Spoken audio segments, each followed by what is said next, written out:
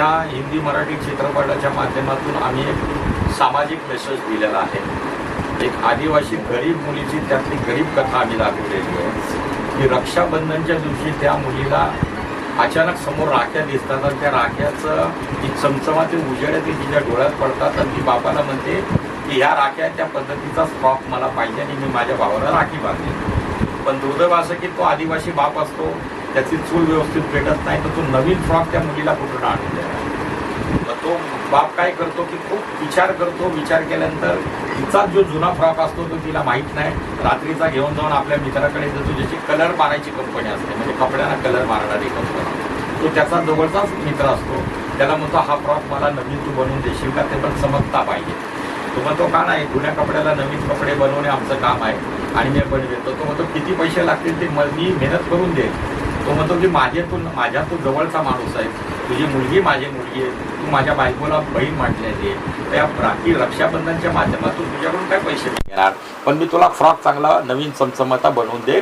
आणि तो देतो, ती मुलगी ती फ्रॉक घालते, घातल्यानंतर तिचा जो उत्साह आहे जे एका गरीब आदिवासी मुलीचा, म्हणजे आजही आपल्याकडे भारतामध्ये असे पीडित लोक आहेत की ज्यांना असं सुंदर फ्रॉक घालायला मिळत नाही। आम्ही लोकांसाठी भरपूर करतो असं वाटतं, पण आम्ही किती केलं तर कमी आहे। म्हणजे अगदी मी डॉक्टर बाबासाहेब आंबेडकरांचा मुद्दाम घेईन की त्यांनी संपूर्ण पीडित लोकांना एवढं मार्गदर्शन केलं, तरी आज पीडित लोकांची परिस्थिती तशीच्या तशीच आहे। काही लोक मोजके मोठे झाले ते पीडित लोकांना मदत करतात। खास करून मी ज्यांच्या बाजूला बसलोय आम्ही त्यांना सुप्रीमो बोलतो, तुम्ही सगळे मीडियाचे लोक त्यांना माझ्यामुळं ओळखताय। म्हणजे मी भारतामध्ये माझे पत्रकार जेवढे त्यांना ओळखतात सुप्रीमो का, कारण ते सरकारही सांभाळतात, कार्यही सांभाळतात आणि सामाजिक कार्य मोठ्या प्रमाणात। आम्ही तर काही करत नाही, तेवढं कार्य ते करतात, परंतु त्यांनी एकट्याने करून किंवा मी एकट्याने करून सामाजिक कार्य भासत नाही। आमच्या देशाच्या राष्ट्रपती मी तुमच्यातर्फे विनंती करेन की त्याही आदिवासी आहेत, आजही आदिवासी लोकांची ते समस्या आहेत, त्यांनी कुठंतरी त्या समस्येसाठी चांगल्या योजना आणाव्यात।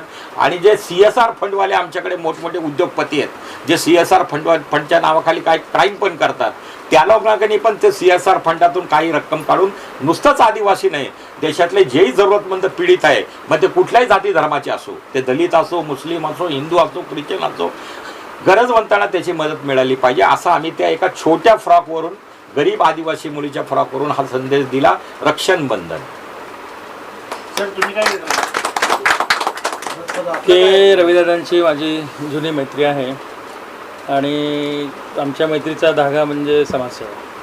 ते सुद्धा समाजसेवा करतात, मी सुद्धा समाजसेवा करतो आणि प्रत्येक नागरिकाचं कर्तव्य आहे की समाजसेवेला त्यांनी वाहून घ्यायला पाहिजे, म्हणजे समाजातील वंचितांना। पण मी तुला फ्रॉक चांगला नवीन चमचमाता बनवून दे। आणि तो देतो, ती मुलगी ती फ्रॉक घालते, घातल्यानंतर तिचा जो उत्साह आहे जे एका गरीब आदिवासी मुलीचा, म्हणजे आजही आपल्याकडे भारतामध्ये असे पीडित लोक आहेत की ज्यांना असं सुंदर फ्रॉक घालायला मिळत नाही। आम्ही लोकांसाठी भरपूर करतो असं वाटतं, पण आम्ही किती केलं तर कमी आहे। म्हणजे अगदी मी डॉक्टर बाबासाहेब आंबेडकरांचा मुद्दाम घेईन की त्यांनी संपूर्ण पीडित लोकांना एवढं मार्गदर्शन केलं, तरी आज पीडित लोकांची परिस्थिती तशीच्या तशीच आहे।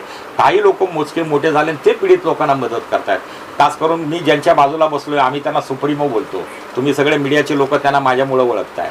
म्हणजे मी भारतामध्ये माझे पत्रकार जेवढे त्यांना ओळखतात सुप्रीमो का, कारण ते सरकारही सांभाळतात, कार्यही सांभाळतात आणि सामाजिक कार्य मोठ्या प्रमाणात। आम्ही तर काही करत नाही, तेवढं कार्य ते करतात, परंतु त्यांनी एकट्याने करून किंवा मी एकट्याने करून सामाजिक कार्य भासत नाही। आमच्या देशाच्या राष्ट्रपती मी तुमच्यातर्फे विनंती करेन की त्याही आदिवासी आहेत, आजही आदिवासी लोकांची ते समस्या आहेत, त्यांनी कुठंतरी त्या समस्येसाठी चांगल्या योजना आणाव्यात।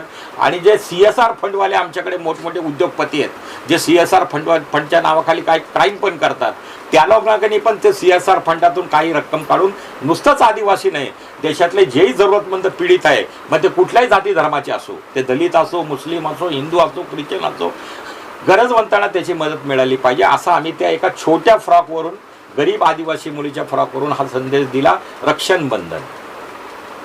सर तुम्ही काय के रविदादांची माझी जुनी मैत्री आहे आणि आमच्या मैत्रीचा धागा म्हणजे समाजसेवा। ते सुद्धा समाजसेवा करतात, मी सुद्धा समाजसेवा करतो आणि प्रत्येक नागरिकाचं कर्तव्य आहे की समाजसेवेला त्यांनी वाहून घ्यायला पाहिजे, म्हणजे समाजातील वंचित आणि पण मी तुला फ्रॉक चांगला नवीन चमचमाता बनवून देईन आणि तो देतो. ती मुलगी ती फ्रॉक घालते. घातल्यानंतर तिचा जो उत्साह आहे जे एका गरीब आदिवासी मुलीचा, म्हणजे आजही आपल्याकडे भारतामध्ये असे पीडित लोक आहेत की ज्यांना असं सुंदर फ्रॉक घालायला मिळत नाही. आम्ही लोकांसाठी भरपूर करतो असं वाटतं, पण आम्ही किती केलं तर कमी आहे. म्हणजे अगदी मी डॉक्टर बाबासाहेब आंबेडकरांचा मुद्दाम घेईन की त्यांनी संपूर्ण पीडित लोकांना एवढं मार्गदर्शन केलं, तरी आज पीडित लोकांची परिस्थिती तशीच्या तशीच आहे.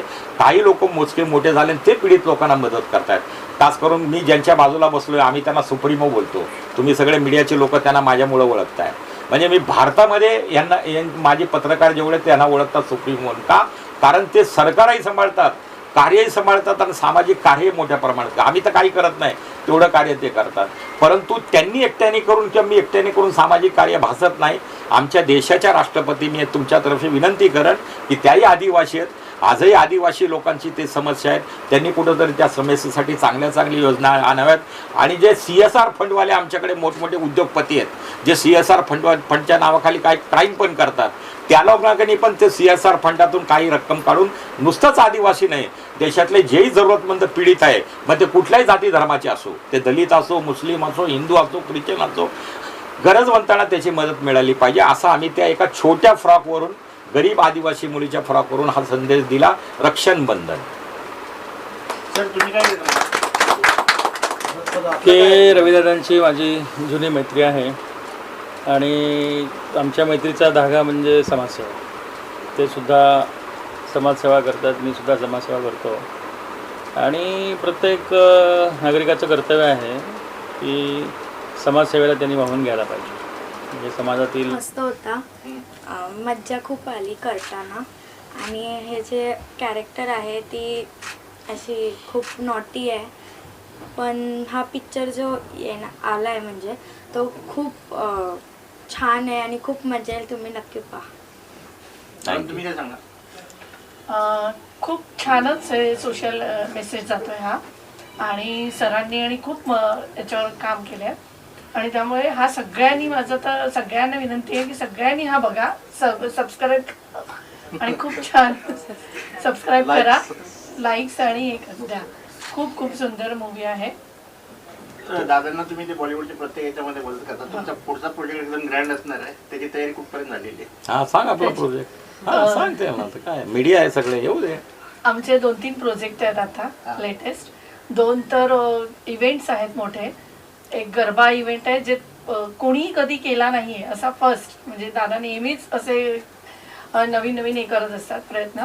सो तो हा आता पूर्णपणे नवीन आहे की असं कोणी जगातच नाही कोणी केलेलं आहे. हे आम्ही पहिल्यांदा करतोय. बोटीवर गरबा करतोय. दांडिया की कस्ती में लहरों की मस्ती में त्याचं नाव आहे. दांडिया की कस्ती में लहरों की मस्ती. पाण्यामध्ये आणि पंचतारांकित इव्हेंट आहे तो. इतिहासात पहिल्यांदा करतोय. कॉपीराईट आपल्याला मिळून 1 वर्ष झालंय पूर्ण. असे बरेच आहेत पुढे त्याच्यामध्ये. कोणाचा प्रश्न अजून हिंदी लॉन्च किया आपने, कौन से यूट्यूब चैनल पे आएगा उसका नाम बताइए ना. ये ऑलरेडी यूट्यूब पे ही आएगा. ये चैनल का नाम क्या है? कोई चॅनल आहे, डायरेक्ट यूट्यूब पे जाएगा. डायरेक्ट यूट्यूब पे. कुणाला? कर्तोबा मूवी. ते कर्तोबा मूवीज पे. कर्तोबा मूवीज. सर शूटिंग कहाँ पे किया सर इसका? इसका पनवेल में गांव हमने 1 दिन के लिए किराए पर लिया था और सुबह शुरू किया 9 बजे शूटिंग, रात को 3 बजे खत्म किया. पूरा रात में लाइट बार दिन में जाती थी, बारिश बहुत था, काफी बारिश था. हम लोग ने शूट बहुत तकलीफ में किया, लेकिन पूरा 5 स्टार टाइप का शूटिंग हम लोगों ने किया. मतलब किसी चीज का एका दिवसात पूर्ण केलं. आणि एडिट बिडिट होऊन आता हा अमर DOP आता 30 म्हणजे मला वाटतं अर्ली मॉर्निंग तो हे सगळं घेऊन आलाय. म्हणजे 3 दिवसामध्ये पूर्ण झालं. मी तर जास्त नव्हतं अवेलेबल, मी दौऱ्यात चालू होते, पण ते केलं पूर्ण. आणि यांचाही वेळ एकदम इमर्जन्सी घेतला. ऍक्च्युली यांना घेऊन म्हटलं माझी टीम तुम्ही असाल तिथं, दिल्ली असेल, कलकत्ता असेल तिथं आम्ही सगळे येऊ. पण हे मुंबईत होते, ते आपलं सुदैव आणि ते आपण केलं. तर मला वाटलं अर्ध्या तासामध्ये पण हे बघा ये टाइटल ही क्यों दिया आपने सर? आपका मोटिव क्या है? नहीं, टाइटल कैसा कि है रक्षाबंधन आज का दिन है और रक्षाबंधन के माध्यम से बहनों की रक्षा होना जरूरी होता है. तो हमने ये सोचा कि एक बंधन है, उस बंधन को और क्यों मजबूत न किया जाए. तो रेशम की डोरी ऐसे सब लोग बोलते हैं, हमारी मजबूत डोरी है जो बहन की रक्षा करती है. और एक बच्ची के माध्यम से हमने इसको बताया. मी दादांसोबत गेली 15 ते 16 वर्ष आहे आणि गायकवाड सरांनाही मी आज 8 ते 10 वर्ष झाले ओळखतोय दादांच्याच माध्यमातून. ह्या पिक्चरचा अनुभव असा आहे की यात मला दादांनी संधी दिली काम करण्याची, पण यात ज्या गोष्टी दाखवल्या गेल्या आहेत सामाजिक दृष्टिकोनातून त्या नक्कीच प्रेरणादायी आहेत आणि याने काहीतरी मोटिवेशन्स होणार समाजामध्ये याची मला खात्री आहे. आणि प्रत्येकाने आवर्जून हा पिक्चर पाहावा अशी मी प्रत्येकाला विनंती करतो.